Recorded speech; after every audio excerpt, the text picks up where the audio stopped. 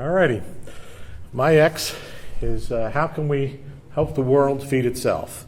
And if we don't achieve that, we want to strive for it. That's our goal. If the world sat down to dinner tonight, we'd have to add an extra 228,000 plates compared to dinner last night. 228,000 plates more tomorrow, and the day after that. No time off for holidays or weekends.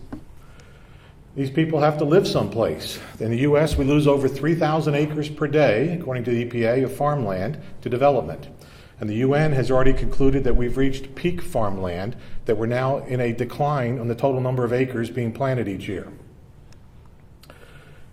In addition to development, we're losing land to stresses. Salt buildup, for example, from overuse of synthetic-based petrochemical fertilizers. It's estimated that 15% of the world's farmland has been abandoned, what the Chinese call wasted land, where as much as 40% of their land has been abandoned. Now, that wouldn't be too bad if we were able to keep increasing yields per acre, like computer power keeps increasing. But you can see that after decades of increases, we've now flattened off the yields. What's particularly interesting here is at least in the industrialized world. What's particularly interesting is rice in Japan, where they have price supports, where the price is 2 to 3 times the world price. Yet the yields in Japan on rice are no really different than the rice yields in the U.S. So higher prices do not lead to more product. Higher prices do, though, lead to food riots. In a lot of the world, the percentage of the income spent on food is enormous, so that when the prices go up a little bit, you can see that there's peaks in food prices relate to peaks in riots. Higher prices also lead to shortages. Every 3.6 seconds, someone dies from lack of food. 75% of those are children. And Fortune magazine is saying that the next world war will be fought over food, and that the World Bank and the United Nations are saying there won't be enough food to feed everybody in the world by the year 2050. So to say that we have a major problem, I think is safe to say. Fortunately, there's a solution. I think Buckminster Fuller here was onto the right idea. You never change things by fighting the existing reality. To change something, build a new model that makes the existing model obsolete. We think that we've done that. The existing model is to use enormous amounts of energy creating synthetic fertilizer. Fertilizer consumes 14% of the world's natural gas and 1% of all electricity produced worldwide. Since this is a tech crowd, we're calling our product Fertilizer 2.0. We rely on biology, not chemistry. Rather than focus on the NP and K, we focus on the biological life of the soil. We know it works because that's the plan that Mother Nature designed. The science is well accepted and university proven.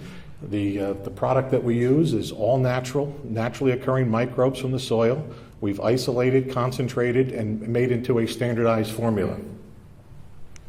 We actually like to call it the brown revolution. The green revolution was synthetic fertilizer. The brown revolution is rebuilding the soil. Again, this focus on biology, naturally occurring microbes that are safe for the environment and do a number of other functions besides just increase yield and reduce fertilizer. Perhaps most importantly, this is less expensive than fertilizer. Our product is a liquid, highly concentrated, 1 gallon per acre, 10 liters per hectare. That's less than 10% of the amount of fertilizer that you would need. Taking up storage space, it's easy to ship, it's easy to store, it's easy to apply. It doesn't disrupt the farmer's normal applications. And we work by changing the soil, by visibly changing the soil. This was a customer 4 years ago. This is that same customer's fields today. Not only can you see the difference, you can smell the difference. That rich aroma coming from freshly tilled soil is the smell of the microbes. Besides seeing the soil, you can see the difference that it makes. This is an aerial photo of a farmer using our product after 4 years, and you can see how we've reduced the compaction so that instead of the water standing on top, it's soaking into the soil, preventing the runoff. Since fertilizer has a strong affinity to water, that runoff ends up polluting things like the Mississippi River flowing into the Gulf of Mexico, creating a dead zone that's 8,000 square miles and growing by 100 square miles a year. We also balance the pH and the nutrient levels. And the roots then are able to grow much deeper with that reduced compaction. This is conventionally grown petrochemical-based synthetic fertilizer or chemistry. These are our roots using biology. You notice that it's much deeper, broader, more dense. Let's see some of the results from the crops that we grow. That's a cabbage. No, we didn't nuke it. Sweet potato bigger than a football, cucumber larger than a dollar bill. Soybeans, this is the conventional, and this is ours. Now, soybeans are normally 2.5 feet tall. This happens to be during a drought, and the conventional needs more water. So that the control didn't do too well, but we had a bumper crop, 5 feet tall. Again, cotton, again, typically doesn't grow much past the waist. Our cotton, 6 feet tall. It's been used worldwide. Here's Dominican Republic. You can see the fertilizer on the left, ours on the right. Significant difference. Corn in Honduras, it's really good looking corn, 10 feet tall. Our technology has been validated by dozens of leading universities, both domestically and around the world. In addition to university studies, we have independent PhDs, independent test facilities, numerous government entities, farmer co-ops and associations, and of course thousands of actual end users. How good is this product? Well, first of all, in our business plan, we cite an academic study that says 90% of all biological or microbial products simply don't work. Out of those that do work, the vast majority are single microbial strains. We have a polymicrobial formula that balances everything. It has nitrogen-fixing bacteria, phosphorus-solubilizing microbes, etc. So it's a very robust formula. This report, which was a conference report funded by the USDA, invited leading agricultural microbiologists from around the world to a conference, and they came up with 3 goals. The one that was of interest to us was the grand goal. Let's shoot for the stars. If we land on Mars, that's still better than going to the moon. They came up with a catchy name of 20, 20, and 20. A 20% yield increase with a 20% reduction in fertilizer in 20 years. They called that ambitious. Yet we are doing a 20% yield increase with a 50% reduction in fertilizer today.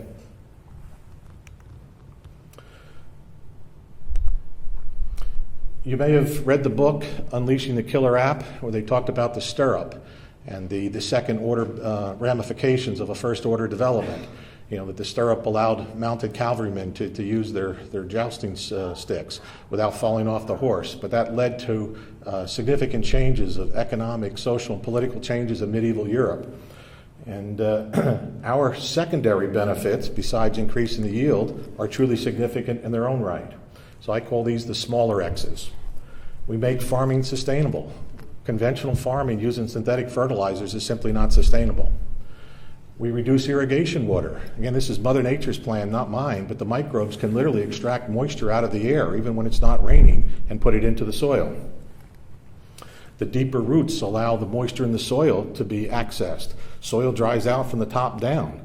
Conventional roots may be 6 inches deep. Ours go down 10, 12, 18 inches. So when the top 6 inches are dry, we still have 4, 6, 12 inches of moist soil to access our roots.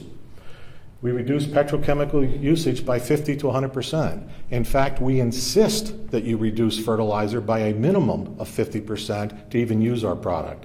Numerous studies show that if you don't reduce the fertilizer, our product doesn't work as well. And when you get into easier crops such as grasses, we reduce the fertilizer 100%. We bioremediate both the soil and the water. We increase the nutrient value of crops. This can actually add income to farmers. For example, wheat farmers get paid on the protein content of the crop, but it's also another benefit that the healthier food you eat, the less likely you are to catch certain diseases. And very significantly, we reduce the carbon dioxide in a number of ways. One, the fertilizer that is applied, synthetic fertilizers, half of it either runs off or volatilizes into the air as a greenhouse gas. Since we're reducing the fertilizer, we're reducing that volatilization and the runoff. Additionally, we hold the fertilizer in the soil, so you don't have to apply as much. And we also have easier items for the farmer to use. For example, tilling the field. Since there's less compaction, he doesn't use as much energy on his tractor because there's less resistance. We also allow farmers to go from tilling to no-till. The reason that a farmer tills is to put air down in the soil for the microbes to excite them to have them grow better. We don't need that with our product. That alone saves 1 ton of CO2e per acre. Carbon sequestration.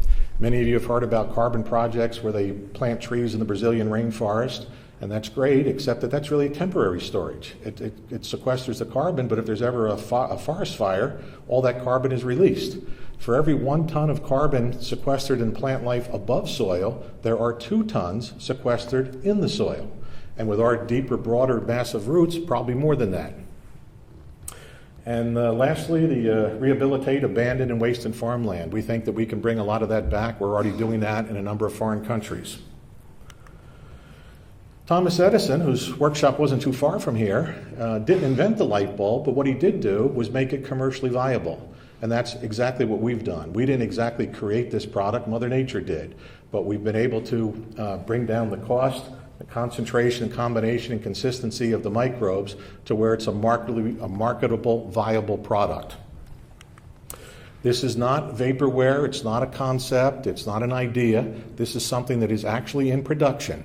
This is some of our laboratory equipment, and it's in commercial size production. We end up with 300-gallon bioreactors.